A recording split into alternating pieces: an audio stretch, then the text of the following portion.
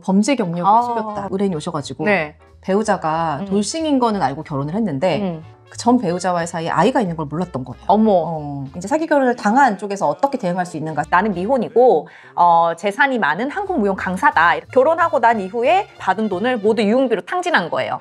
근데 그 돈이 한 5억 7천만 원 정도 됐던 거죠. 1년 동안. 남편의 상간남인 거네요. 그치. 안녕하세요. 빅토리 로이어즈 이김의 변호 이민정 김혜경 변호사입니다. 반갑습니다. 14년차 가사 전문 변호사로 일을 하면서 다양한 사연들에 대해서 상담을 저희가 해왔는데요. 그 중에서도 빠지지 않고 꾸준히 상담이 들어오는 내용이 바로 사기 결혼에 관한 내용입니다. 사실 얼마 전에도 의뢰인이 오셔가지고 네. 배우자가 돌싱인 거는 알고 결혼을 했는데 알고 보니까 그 전 배우자와의 사이에 아이가 있는 걸 몰랐던 거예요. 어머. 애가 있는 사실을 숨겼으니까 사기 결혼 아니냐 이렇게 상담 전화를 받았었거든요. 네. 사실 실제로 상담을 진행하다 보면 결혼하기 전에 이제 중요한 사실을 속이거나 아니면 특정 목적을 위해서 결혼이라는 제도를 악용하는 경우를 종종 접하게 되는데요. 그래서 오늘은 사람들이 흔히 말하는 사기 결혼이라는 것이 무엇이고 사기 결혼인 사실을 알게 되었을 때 어떻게 법적 대응을 할 수 있는지 사기 결혼에 대해서 샅샅이 알아보도록 하겠습니다. 우선 우리가 사기 결혼이라고 하면 가장 많은 사람들이 생각하는 게 바로 학벌을 속였다, 재산을 속였다, 집안을 속였다, 아니면 결혼 전력을 속였다, 자녀가 있는 사실을 숨겼다, 아니면 결정적으로 범죄 경력을 속였다, 뭐 이런 그렇죠. 내용들일 텐데요. 물론 그 자체로 상대방으로부터 속았다는 사실 자체로도 그 분노와 배신감이 엄청나겠지만 실제로 이게 곧바로 법적으로 인정되는 사기 결혼이냐 이거는 이제 다른 문제잖아요. 좀 구체적 개별적으로 검토가 이루어져야 됩니다. 네, 사실 민법에서는 사기 결혼이라는 용어 자체는 없거든요. 물론 이제 100% 상대방에게 모든 사실을 진실만을 말하는 사람이 있을 수는 있겠지만 보통의 경우에는 이제 상대방에게 잘 보이고 싶은 마음에 자신에게 좀 부족한 부분은 숨기고 아니면 좀 내가 좀 뭔가 가졌다라고 하면 이제 부풀리거나 과장할 수는 있잖아요. 그런데 이런 경우까지 모두 사기라고는 할 수는 없겠죠. 네, 연애할 때는 약간 좋은 모습만 보여주고 싶잖아요. 맞아요. 그래서 그냥 더 좋은 모습 보여주고 싶으니까 좋은 말만 하고 약간의 과장이랄까, 뭐 약간의 가식이랄까 이런 거는 허용돼야 될 것 같은데. 아, 그렇죠. 그것까지 이제 사기라고 하면 세상이 너무 각박하니까. 네. 네. 네. 그래서 이제 실제 법원에서 사기로 인해서 혼인의 의사표시를 했다라고 인정하는 사례를 좀 살펴보면요. 상대방이 속였던 내용이 결혼에 있어서 굉장히 본질적인 내용이기 때문에 결혼을 결정하는 데 중요한 사항이고 상대방이 이러한 사실을 알았다면 결혼을 하지 않았을 거다. 이런 정도에 이르러야 사기로 혼인의 의사표시를 했다라고 인정을 하고 있고요. 결국은 이제 단순한 거짓말, 그 사소한 거짓말을 넘어서서 부부 생활의 본질을 완전히 흔들어 버릴 정도에 이르러야 된다는 거죠. 그리고 사기 행위와 관련해서 대법원은 적극적으로 내가 거짓을 이야기하는 경우뿐 아니라 소극적으로 이야기를 하지 않거나 침묵하는 경우도 포함된다고 그렇게 판단을 하고 있습니다. 실제로 이제 출산 경력을 고지하지 않은 것이 위법한 기망행위에 해당하는지가 문제된 사건이 있었는데요. 그 해당 사건의 사실관계를 간략하게 설명드리면 이 여성분이 성장 과정에서 성폭력 범죄 피해를 당해서 임신을 했었고 이제 출산을 했던 거예요. 그래서 그 이후에 자녀랑 완전히 단절이 됐고 상당 기간 교류가 이루어지지 않은 상황이었던 겁니다. 그래서 사실 이런 과거를 결혼 당사자한테 솔직하게 얘기하기가 쉽지 않겠죠. 뭐 이야기 못할 것 같아요. 네. 그래서 이 사실을 결혼 당사자에게 알리지 않아서 이제 혼인 후에 밝혀져서 문제가 된 사건이었는데 대법원은 출산 경력을 고지하는 것과 관련해서 이를 일률적으로 고지 의무를 인정하고 혼인 취소 사유에 해당한다라고 해서는 안 되고 그 출산의 경위나 뭐 자녀의 생존 여부 그리고 사회 통념상 당사자나 제3자에게 이러한 내용을 고지할 걸 기대할 수 있는지 그리고 고지하지 않은 것이 신의성실의 의무에 비추어서 비난받을 정도인지 그 여부 등을 종합적으로 고려해서 판단해야 한다라고 하면서 이 사례에서는 뭐 성폭력 피해를 당했고 그리고 그 자녀랑 단절이 된 상태였던 그런 부분들을 고려해서 혼인 취소 사유에 해당하지 않는다라고 판단을 했었습니다. 네, 결국은 이제 법적으로 인정되는 이제 사기 결혼 이렇게 되려면 일괄적으로 판단할 게 아니라 구체적인 사안에 따라서 개별적으로 검토를 해야 된다는 건데 그렇다면 상대방에게 속아서 내가 결혼을 했다. 이때 이 결혼 생활은 어떻게 정리를 할 수 있을까요? 먼저 우리 민법에서는 혼인관계를 정리하는 방법으로 3가지를 정해두고 있습니다. 첫 번째는 저희가 굉장히 잘 알고 있는 이혼이고요. 그렇죠. 두 번째는 민법 815조에서 정하고 있는 혼인무효, 그리고 세 번째는 민법 816조에서 정하고 있는 혼인취소입니다. 그래서 혼인무효와 혼인취소에 대해서 말씀드리면, 혼인무효는 대표적으로 당사자 간의 혼인의 합의가 없는 때에 그 혼인 자체가 성립되지 않은 것으로 판단하는 것을 뜻하고요. 혼인취소의 경우에는 혼인 당시 당사자 일방에게 부부 생활을 계속할 수 없는 악질, 기타 중대 사유가 있음을 알지 못한 때, 그리고 사기 또는 강박으로 인해서 혼인의 의사표시를 한 때, 이런 때 혼인을 취소할 수 있다라는 것이어서요. 집안 학력, 결혼 사실을 속인 우리가 지금 말하는 사기 결혼의 경우에는 이 혼인 취소에 해당하는지 여부가 문제가 될 겁니다. 네, 그래서 제가 그동안 사기 결혼이라고 이야기를 하시면서 상담을 오셨던 의뢰인 분들의 사연을 제 나름대로 조금 구분을 해봤는데요. 이제 첫 번째는 이제 신분 취득형이라고 해서 신분을 취득하기 위해서 상대방을 속이고 결혼을 한 거죠. 대표적인 게 이제 국제 결혼 요즘 많이 하잖아요. 그래서 국제 결혼을 하고 외국인 배우자가 한국에 입국을 한 다음에 갑자기 몇 개월 뒤에 잠적하는 거예요.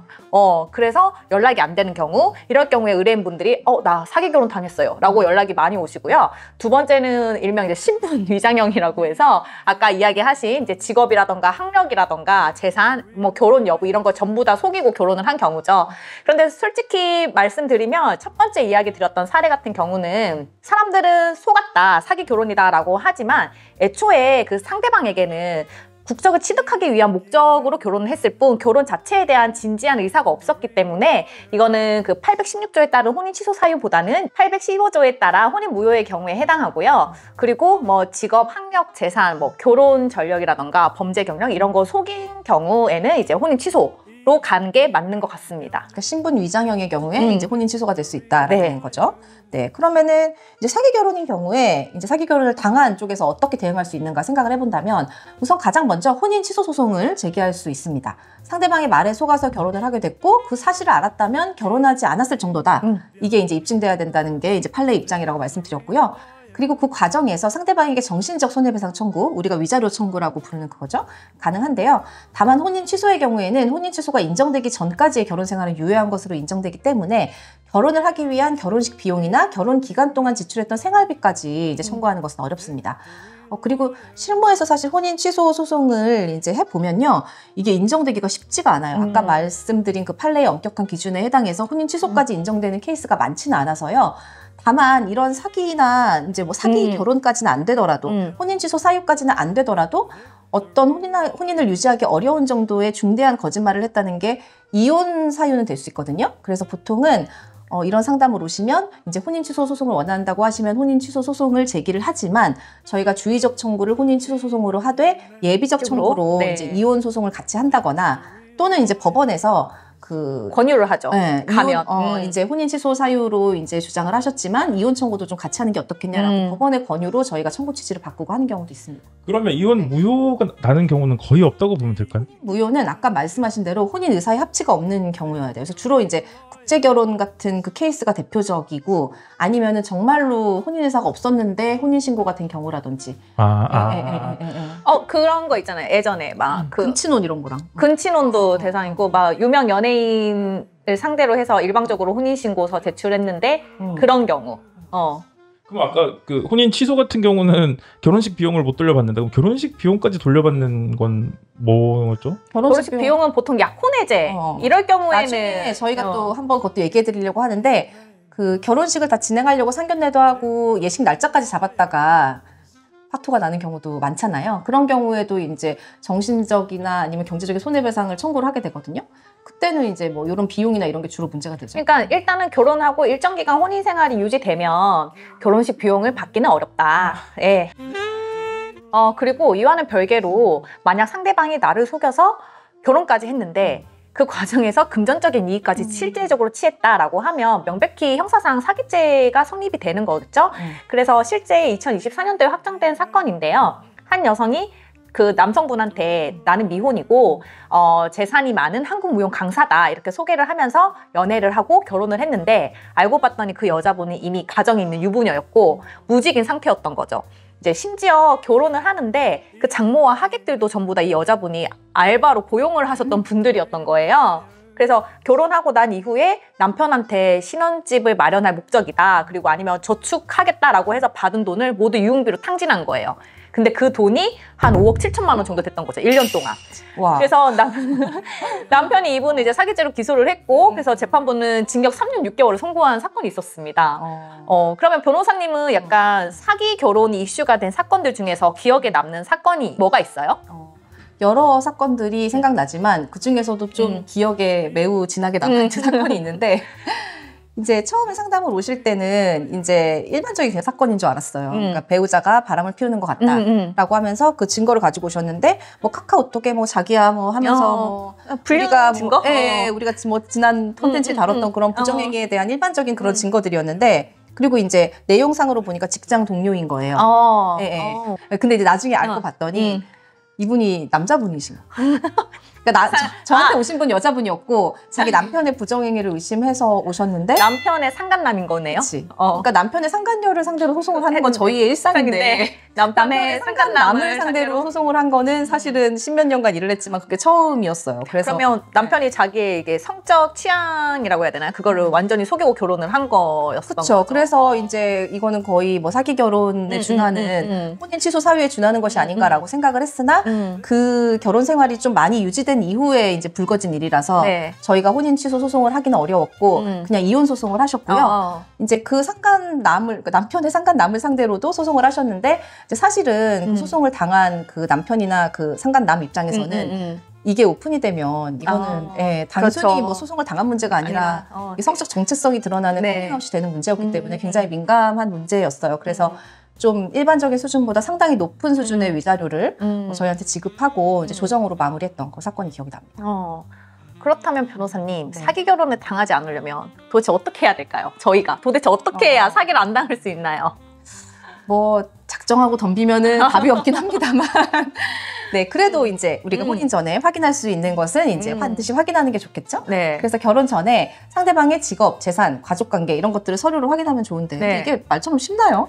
쉽지 않죠. 그래도 저희가 꼭 확인할 수 있는 건 있잖아요. 상대방한테 요구할 수 있는 거. 예를 들면 뭐 혼인관계 증명서를 상세로 발급해서 가지고 와라. 만약에 상대방이 혼인관계 증명서를 발급해 왔는데 깨끗하다고 이제 이게 결백한 게 아니고요. 상세인지 일반인지를 체크를 하셔야 될 것 같습니다. 일반으로 하면은 이전 그게 안 나오죠. 그래서 상세로 발급된 혼인관계 증명서를 확인해 보셔야 이제 전혼관계를 완전히 파악할 수 있다라는 거고 또 이제 상대방이 그러니까 촉이라는 게 있잖아요. 자기 느낌이 있을 거예요. 상대방이 좀 무리한 선에 뭐 금전을 요구를 한다. 뭐 같이 뭐 어디 투자를 해보자 갑자기. 그럼 의심해야죠. 일단 의심을 하고. 그렇죠. 그러니까 무엇보다 감정에 휘둘리지 말고 좀 현실적으로 판단을 하면 한 10번 사기 당할 거 한 번 정도로 줄어들지 않을까. 아니 이미 너무 사랑하는데 이성적인 판단이 어떻게? 그러면 이제 비싼 수업료를 지급을 하셔야 되는 거죠. 당해봐야 알지. PD님은. 왜 갑자기 저를? 저는 이미 수업료 몇 번 냈습니다. 그렇군요. 안타깝네요. 오늘 이야기를 들으시고 나도 혹시? 라고 떠오르는 분들이 있을 수 있습니다. 실제로 이제 사기 결혼 당한 게 아닌가 의심하는 분들, 뭐 꼭 혼인 취소 사유가 아니라도 이혼 사유도 될 수 있고요. 일단 상담이 필요하신 분들은 혼자 고민하지 마시고 댓글 남겨주시면 답변 드리겠습니다. 저희에게 큰 힘이 되는 구독과 좋아요도 부탁드려요.